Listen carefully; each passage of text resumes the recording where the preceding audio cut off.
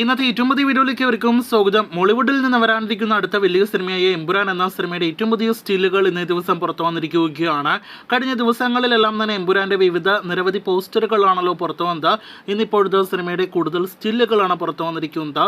സിനിമയിലെ പ്രധാന കഥാപാത്രത്തെ അവതരിപ്പിക്കുന്ന നമ്മുടെ ലാലേട്ടന്റെ അബ്രഹാം ഖുറേഷി കഥാപാത്രത്തിന്റെ നിരവധി സ്റ്റില്ലുകളാണ്, വിദേശ ലൊക്കേഷനിൽ നിന്നുള്ള സ്റ്റില്ലുകളാണ് പുറത്തു വന്നിരിക്കുന്നത്.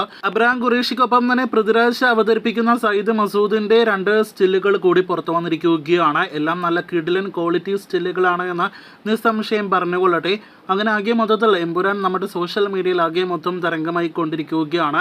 ഇന്ന് മറ്റൊരു വീഡിയോയിലൂടെ സിനിമയുടെ ഓവർസീസ് പ്രീസെയിൽ റിപ്പോർട്ട് പ്രേക്ഷകർ അറിയിച്ചിരുന്നല്ലോ.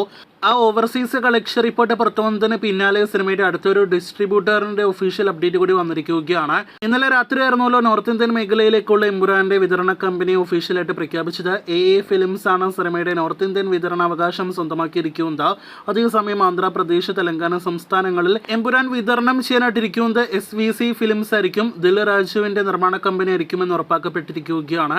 ഇന്ന് അതിന്റെ ഒഫീഷ്യൽ പ്രഖ്യാപനവും വന്നു കഴിഞ്ഞിരിക്കുകയാണ്. മൈത്രി മൂവി മേക്കേഴ്സ് ആയിരിക്കില്ല എന്ന് ഇന്നലെ തന്നെ പ്രേക്ഷകരെ അറിയിച്ചതാണ്.